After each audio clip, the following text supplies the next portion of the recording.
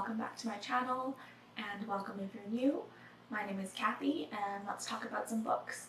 So today, as you can see from the title, I'll be going over the books I read in the first 3 months of this year for my A Classic a Month reading challenge. I did do a video listing all of the books that I was going to read this year for that challenge, so you can check that out if you haven't seen that video yet. Initially, I had planned to do this video at the end of the year, like for just one video for all of the books. But I realized that it was 24 books, and if I wanted to talk just a little bit in depth about each of them, it would be way too long of a video. So I decided to split it up, and I thought it made the most sense to split it up into quarters. So we'll do quarter one will be the books I read in January, February, and March. So that's 6 books per video. That gives me room to go a little bit more in depth. All right, let's get started. For January, my 2 books were The Tenant of Wildfell Hall by Anne Bronte and If on a Winter's Night, a Traveler by Italo Calvino. First time I've read Anne Bronte after having read obviously Jane Eyre by Charlotte Bronte, and then for Emily Bronte I read Wuthering Heights last year. So reading this for me completed the Bronte sisters. I really liked all of the characters in the book. Oh, Gilbert, so sweet. And I don't know, I have a really good impression of Gilbert, I guess. Our main character escapes from an abusive relationship with her husband, and she leaves with her son, and they move to Wildfell Hall, which is, I think, and around there is like a small community, and of course, like, rumors start and all of those things, and everybody's curious as to who this new woman is. Yeah, I think the story was really, it was serious but not heavy. So it's actually like very, for the subject matter, it's quite easy to read, I would say.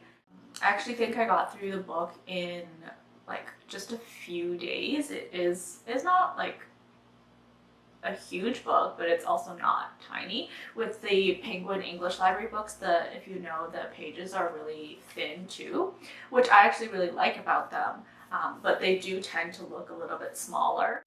Okay, let's move on to the next book that I read in January, and that was If on a Winter's Night, a Traveler by Italo Calvino. This was a really interesting read. I've never read anything like this before. It is written in the second person, so it addresses you, the reader, and that's who the main character is. Like, the main character in the book is you, the reader.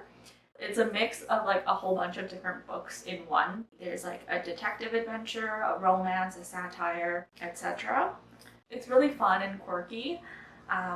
The premise is that you the reader, go to pick up a copy of If on a Winter's Night, a Traveler by Italo Calvino.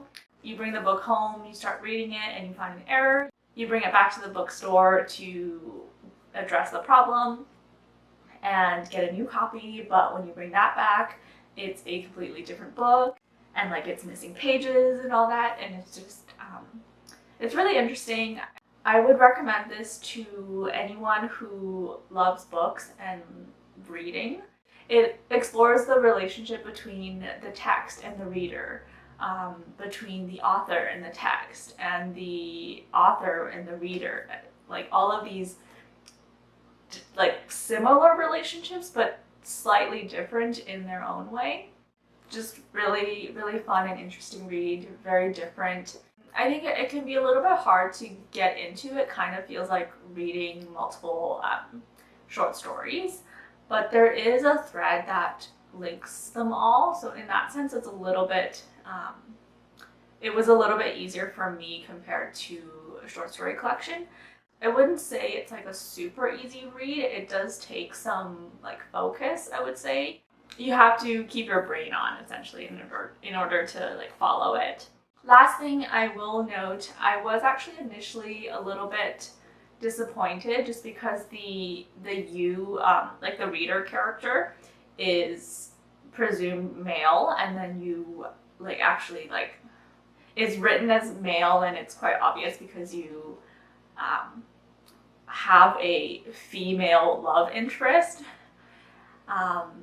and like just in reading that part, it was a little bit difficult to like connect with. Just it was a little bit jarring, but it does. I guess he kind of does save it towards the end. Like I would say, like maybe in the middle, or like the last third or so. It does switch to a female reader view, but then it like switches back between the two of them. So I wouldn't say it's like completely equal of like male versus female, but it is. But there is like that included, so it was in that sense it was okay. I mean, yeah, you have to consider when the book was written. So. But overall, I don't think it really detracts from the purpose or message of the book. It's still a really interesting and fun read. Okay, now moving on to February. The books I had picked out for February were The Romance of the Three Kingdoms by Luo Guanzhong and Dubliners by James Joyce. So starting with The Romance of the Three Kingdoms, this is one of the 4 classics of Chinese literature, and it was, let me just see, I believe it was written in the 14th century, correct. Yeah, so this is essentially this is like a vast narrative based on historical events during the Three Kingdoms period of China's history. And it spans from, there is a chronology included in the book, so it spans from about 168 AD to like 265 AD. The book pretty much covers the whole period from the fall of the Han Dynasty to the and then during the Three Kingdoms period, and then it ends when China proper is reunified. It's a vast book, covers a lot of historical events and things, and I believe this is already like it's a big book, but it's still an abridgment because I think the original text is much longer. It was good. I did enjoy it. I did enjoy the history, and then after I read the book, I ended up watching the Chinese like drama series that was based on it. So it helped sort of like cement a lot of the ideas and events. Really interesting. You read a lot about like war strategies and intrigue and like plots and things like that. I do feel that some of the art of the writing was lost in translation. So a lot of times the writing, like the English translation, will seem really plain and straightforward. You know, it's just different. Like there are lots of like idioms and like specialized vocabulary that like are a lot more poetic and descriptive than what can be portrayed in the English, I guess. So that is a little bit of a loss. I do feel like it's gonna be a while before I actually can like read this in Chinese in the original. So for now, this will have to do. Again, didn't take super long. It took me longer than I would say like the Tenant of Wildfell Hall, even though they're like about the same. Oh, here, I'll show them like this. They're about the same length, but this one definitely took me a little bit longer. The chapters are quite short though, so I think it's easy to read like in that sense. Like you can definitely knock out like 5 to 10 chapters in one like reading session. Yeah, great way to learn some history if you are interested. Then the other book for February was Dubliners by James Joyce. This is a collection of short stories set in Dublin. I picked it essentially just to get a sense of Joyce's writing, just to dabble a little bit before I pick up like Ulysses or Finnegan's Wake, because those are definitely some longer books. I thought, you know what, I can quickly get through this. Unfortunately, this wasn't a super memorable experience, like reading experience for me. I think I'm just really bad at reading short story collections. For me, I need that extended period of time with characters, with their sort of development, with their minds, just that time spent understanding them. So I find it hard to like connect to characters in the story with short stories, and then especially with collections, it's like you're just kind of moving on from one on to the next. So I like, this is definitely like a me thing, not a his thing. I do remember I did write down a lot of like descriptive passages and like sentences here and there. I think I do like his writing. It's just I'm just bad at reading short stories. It was a good taste, and I'm looking forward to reading Ulysses.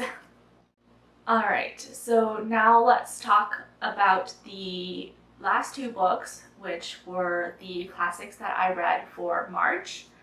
And those were The Master and Margarita by Mikhail Bulgakov and The Black Unicorn by Audre Lorde.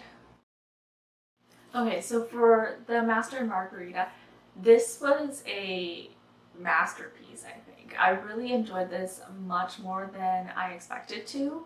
There are elements of magical realism, which I really enjoyed. The devil is a character in this novel. He has like followers basically, and one of them is a gun-toting cat named Behemoth. You know, it's kind of adorable. I don't know how to describe it. It just feels kind of adorable to me, imagining this gun-toting cat who is like quite sarcastic and witty and mischievous, I guess. So that was one of the parts that I really enjoyed.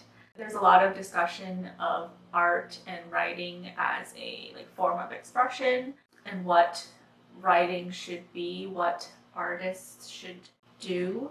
Everything is really tightly woven together. Like every chapter, every paragraph is there for a purpose, and nothing is extraneous. Just packed with substance, I feel like.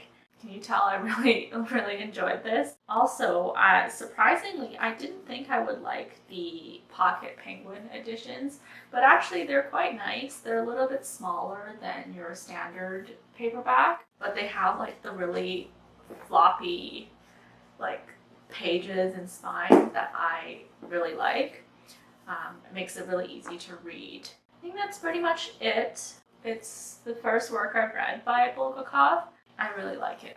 This is definitely a work that I'm going to read over and over again. Alright, moving on to the last book I wanted to talk about today, and that was The Black Unicorn by Audre Lorde. So this is a collection of her poetry. This is the only work of poetry that I have on my A Classic a Month reading list this year, which is an increase from last year of 0. But I do think in the future maybe I want to add, have at least 1, maybe 2 works, but we'll see. It just, usually with poetry collection they are a little bit shorter, and so it always feels, I guess, not as substantial when I put it on a list, when I put it on my like A Classic a Month reading challenge list, because it is supposed to be like a challenge, so I tend to prefer like saving books that are a little bit bigger, a little bit heavier, a little bit more dense on those lists, just to give myself that extra motivation to read them. I have been meaning to delve more into poetry and like classic poetry, which I don't have a lot of reading time in. I really liked it. While I was reading, I actually have been pondering, I guess. Like, can you like something that you don't think you fully understand? I mean, my experience with poetry is that sometimes you do just, you really like it, but you really don't know what, like, you can't put into words, you can't put into your own words, or you can't explain what the message or what the meaning is, but you just feel it and you just like it, or you just, I don't know, I can't really describe it. And perhaps that's the difference, between poetry and the novel. You don't necessarily, I guess, have to understand the words as long as as long as it makes you feel something, whether that be joy or nostalgia or sadness or despair or grief or loss, all of those things. I guess that's the magic of words and poetry, is that sometimes we can express those emotions without having a concrete meaning. That's what I like about poetry, and so I do think I want to, I've been saying this for ages now, that I want to read more poetry, but I have been making more of an active effort. So to end off, I do recommend picking up this collection of poetry. I will share just a couple of little snippets I think that really stood out to me and that I really liked. I have been woman for a long time. Beware my smile. I am treacherous with old magic. That's from a poem called A Woman Speaks. I have no sister, no mother, no children left. Only a tideless ocean of moonlit women in all shades of loving. Lastly, I don't want my life to be woven or chosen from pain I am concealing, from fractions of myself. Yeah, maybe you'll want to pick this up too. So that was the 6 books that I read as part of my Classic a Month reading challenge. I know I keep saying a classic a month, and the name of the challenge is a classic a month, but as I mentioned in my video where I shared the list that I was reading, I am doing a little bit of an extra challenge this year with picking 2 books instead of the 1 per month, just one main book and then a bonus book. So for the first 3 months, I did very well. Finished all 6 books on time. Whether that trend continued, you will find out in a later video. The first 3 months went really well for me. So that's all I wanted to cover in this video today. Thanks for watching, and I'll see you next time. Bye.